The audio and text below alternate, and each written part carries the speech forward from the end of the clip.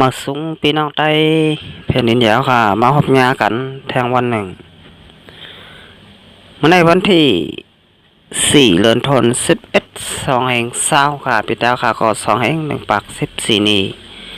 คำขึ้นในวันพุธเนี่ยเนาะข่าวยาม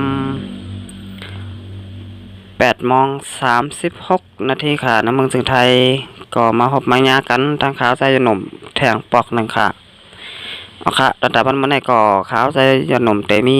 3 หัวข้อข่าวมาอ่านในพี่น้องผู้ปันแหง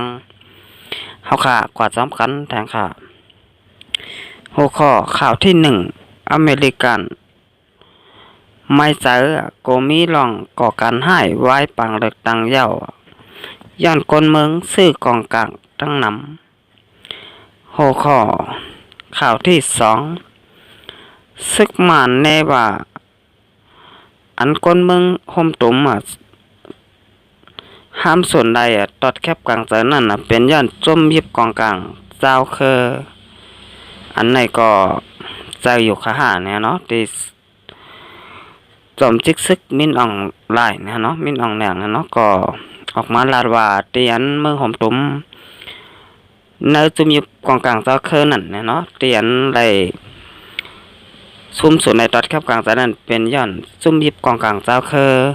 อันไหนจองมันหมันแมนขาหาเนี่ยเนาะหัวข้อข่าวที่3คนเมืองห่มตุ่มมันลักเข้าเมืองไทยแหละถกซึกไทยตีงับเอาค่ะอันนี้ก็เกี่ยวกับเลยพี่น้องยังกันอย่างเมืองห่มตุ่มเนี่ยเนาะก็ลักเข้ามาในเมืองถึงไทยก็ถกเจ้าหน้าที่เขาตีงับเอาค่ะอันนี้ก็เป็นรองตังเนี่ยเนาะอำปอไข่นี้เนี่ยเนาะก็ว่าพี่น้องแต่ค่ะมาพี่น้องกดเจ้าคือยามเดี๋ยวตัดเด็กเข้ามาในเมืองถึงไทยนั่นแต่ไรหันว่ามันหยาบผึดไว้นะเนาะเหมือนเมื่อก่อนปนมาอย่างนะเนาะเอาค่ะก็อันตั้งสุดก็ขย้อนพวกพี่น้องเจ้าคือเมืองสนายจึงแต้วค่ะให้ป้อบ้านกันตรงโตตรงเตือนลองการบ้านการเมืองกันนำค่ะก็ว่าพ้องยามมือแล้วนี่ก็เป็นพ้องยามกับปันใหม่เนี่ยเนาะกับปันโซเชียลได้พ้องยามมือแล้วเนี่ยเฮาค่ะอำโลโก้ยาวเนี่ยนะซึกมานั่นเนี่ยเนาะค่ะอ่อนกันข้ามป่นลองตั้งโกเฮนั่นเสร็จเลยมาตึกซนพี่น้องเจ้าคือเมืองสนายจึงแต้วค่ะพี่น้องแต้วค่ะเตียนมีน้ำกัดต่างแขนลงแลนล่องการบ้านการเมืองนี่ก็วันกันออกมาลัดค่ะแหละวันเมื่อไหร่พี่น้องแต้วค่ะเตียนมีต่างหัฐานใครหับการบ้านเมืองอันไหนก็หับการเจอจัดบ้านเมืองก็ดีค่ะเดี๋ยวก็พี่น้องแต้วค่ะเตียน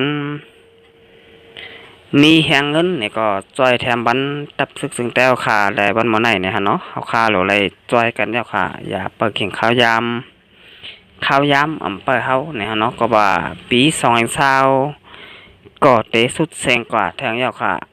ปีหน้ามาก็2/21ยาวเนี่ยเนาะ1 ปียาวข้าวถึงกว่าเนี่ยเนาะก็เตเฮ็ดให้พี่น้องแต่อาคารเนี่ยก็ตึกไล่ห้ามส่วนใดส่วนเป็นทั้งเขาแลส่วนแทบตัดไว้ทั้งเขาอยู่บนเมื่อไหร่เนี่ยเนาะในเฮาค่ะโลไลอ่อนกันตกย้อนเอามากขึ้นเนี่ยเนาะส่วนใดส่วนเป็นทั้งขอแหล่ส่วนแทบตัดไว้ทั้งขอเมืองสันดอยจึงใต้เฮาค่ะเอาค่ะมาต้อยหัวข้อข่าวที่1อ่อนตั้งสุดค่ะอเมริกันไม่ใจก็มีลองก่อการให้ไหว้ปางเลือกตั้งเย้าย้อนคนเมืองซื้อกองกลางตั้งนำปางเลือกตั้งจอมจึงเมืองอเมริกันในปี2020ในภายแกตเคสจึงเมืองอเมริกันไม่เจอโกมีลองก่อการให้ไว้ปางเลือกตั้งย้อนบ่าคนเมืองซื้อเครื่องกองกลางนำเลอเสกูปีป่วนมานั่นว่าไหนเมื่อวันที่3 เดือนธันวาคม2/20ค่ะเดือน11มา3 คำปีใต้ก็2/1/14นี้ซื้อข่าวนอกเมืองออกในไว้เกี่ยวเลยภายแกตเคสจึงเมืองอเมริกันไล่ปันฟังคนเมืองจอดโตตั้งเมืองฮามีลองหางแฮนโตตันไว้สังวาวานเมืองมีลอง นิมเศร้าลองก่อการให้ตีนเมืองอเมริกันไว้เสปังเลือกตั้งจอมจึงเย้าโตกว่าในเย้าว่าในอันภายแกดเกจึงเมืองอเมริกันไล่ปืนเผาปันพางก้นเมืองไหนก่อย้อนเปอว่าคอมมานีเฮ็ดออกครึ่งกองกลางไล่ต่างเนไว้ว่าแต่เจมือเนื้อเลินทน620ป่วนมานั่นไล่ขายครึ่งยิบกองกลางตั้งนำย้ำ28จุดล้านเล้าเมื่อในปี2019นั่นก้อยขายไรอยู่28.4ล้านเล้าก้อยไหนเย้าเจมึงอันฮับซื้อแลขายเครื่องยิบกองกลางนำสดตีน้ำเมืองอเมริกันในปีไหนเปลี่ยนเนื้อเจเวงอีลินหน่อยนะเนาะเจมึงอันฮับซื้อเครื่องกองกลางนำสดเปลี่ยนเนื้อเจมึงแท็กซัสเจมึ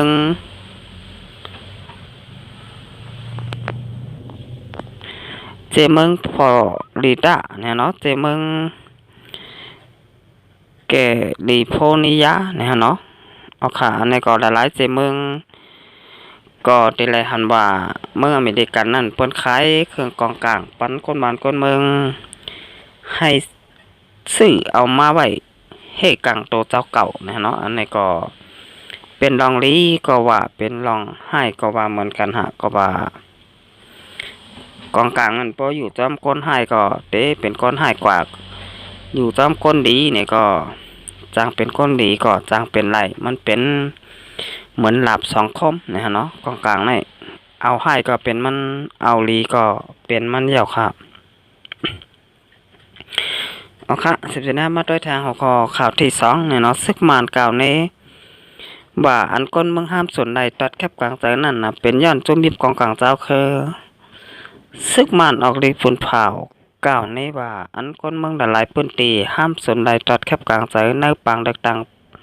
ปี2020ในย้อนเปิดจุ่มยิบกองกลางเจ้าคือ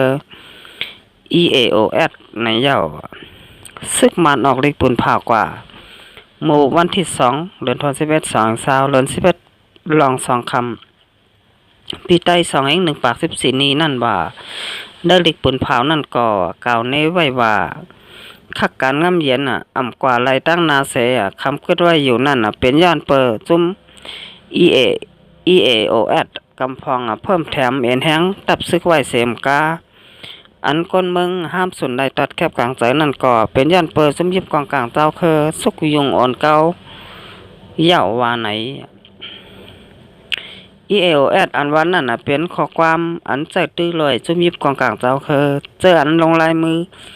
ลิโคหมาย NCA 10จุ่มไหนเย่าในการจุ่มลงลายมือลิโคหมาย NCA 10จุ่มนั่นของเสียขึ้นจึงได้ RCSS และโฮมตุ้มเจอจัดย่าง KNU 2จุ่มในก้อยอันใกล้มีหลองแข็งกันตั้งทับซึกมานใกล้ๆมีปัญหานาลินกันได้เป็นปางตึกกันในพื้นที่ในเย่าเกี่ยวเลยลองในเสปโตเจ้าตาตุ่มหมูผูน้ำนายกูลองโฮมตุ้มเจอจัดย่าง KNU ลาตีสื่อข่าวว่านางเฮือลองกึดตึกปอกกำไหนป้อเตมันกึมยืนยาวไหลนั่นอันโดอุบกันแทงตั้งน้ำกำไหนอุบลองในเสสัมมาในว่าย้อนเพิ่มแถมเอ็นแห้งตับซึกแหล่ใกล้มีปัญหากันอันบ้านนั่นก็ไปมันแม่นหนังเก่าย้อนว่าเผยก็ย่ามีผลพรแกดเคตัวหังเผยมันอยู่ป้อมีผ่ามือ2ผายก็จางตบมือไหลหนังเก่าโลว่าไหนนอกเหลือนั่นจอมซึกซิกมันมินอ่องแหลงยามลาดว่าแต่อ่านเอาลองง่ำเย็นมาฝากตอนปันก้นเมืองให้ป้อไหลในปี2020ในเซตาภายจุบยิบกองกลางเจ้าคือ EAOS เขาก็โลไลมีเจอเคยไหลลองง่ำเย็นก่อนจังเตจังไหลลองง่ำเย็นอันจะจังยืนยาวนั่นว่าไหนค่ะอันนี้ก็เขาคัดได้หลายหันแน่นอนว่า จอมซึกมันมินอ่องแหน่งเนี่ยเนาะก็ออกมากล่าวในซุ้มยิบกองกลางเจ้าเคอว่าอันพี่น้องเจ้าเคอที่อยู่ในเมืองสนายจึงแต้วค่ะไล่ห้ามสุดในตอดแคบกลางเจ้าในปังเลือกตั้งปี2/20นั้นเป็นย้อนซุ้มยิบกองกลางเจ้าเคอว่าไหนเนี่ยเนาะก้อยพี่น้องแต้วค่ะบ่นว่าอ่ำเจอเจ้งนั้นเนี่ยเนาะกว่านั้นตีมาเฮ็ดให้พี่น้องเจ้าเคอเมืองสนายจึงแต้วค่ะห้ามสุดในตอดแคบกลางเจ้าปอกกำในก็เป็นย้อนลงปองจึงมานได้ซึกมานมายาเก่าปังเลือกตั้งก้อยเนี่ยเนาะอำเกี่ยวของกันดังซุ่มยิบกองกลางเจ้าคืออันในบ่วนว่าเปลี่ยนไว้จังนั้นค่ะก็ว่าซึกมานเขาแฮนซึกเขามาหลอตึกในเมืองสันดาจึงแต้วค่ะอำบัดได้เป็นเจเวงเมืองกึ่งเกาหลีเจเวงจอกแม่จากกว่าเจ้าไหนค่ะอันไหนเป็นลายเฮ็ดสร้างซึกมานเขาค่ะพี่น้องไต้แผ่นดินยาวค่ะอันไหนก็ได้ไล่โหไล่หันกันอยู่นะเนาะอันไหนซ้ำออกมากล่าวในใส่ตั้งเพชรปันจุ่มยิบกองกลางเจ้าคืออยู่เคยใหญ่ๆค่ะอันไหนค่ะเป็นดอกลายเป็ดแหลนเจ้าคือที่อยู่ในเมืองสันไดจึงแต้วค่ะและเจ้าหลกเนี่ยเนาะพวกเปิ้นนำหัวหันจอมก็ว่นว่าเตเหมือนเจ้งหนังขาวลาดนั่นอยู่เนาะก้อยพี่น้องแต้วค่ะแต่บ่นว่าอำยุ่มเนาะก็ว่าซึกมานั่นยุ่มอำไรค่ะลัดเมียวหนึ่งซ้ำเฮ็ดเมียวหนึ่งเนาะทางใบชุมซึกมันนี่ก็จางเตตกซุ่มแหล่ตกล็อกเขากว่าก็จางเป็นได้ค่ะเอาค่ะสุดท้ายมาด้วยทางคอข่าวที่3ก็คนเมืองห่มตุ่มมันลักเข้าเมืองไทยแหละทุกติงับว่าไหนคนเมืองห่มตุ่มเก่าก็ลักเข้าเมืองไทยรวยอ่ำใจต่างกันอ่ำมีปรับขาเมืองอ่ำมีพื้นดิกลายสังแลถูกศึกไทยอันเปิดกดทัดจอมแดนลินตีงับในเจตอนกาญจนบุรีจึงไทยว่าไหนเกี่ยวเลยร้องในเสเมื่อวันที่2เดือนธันวาคม11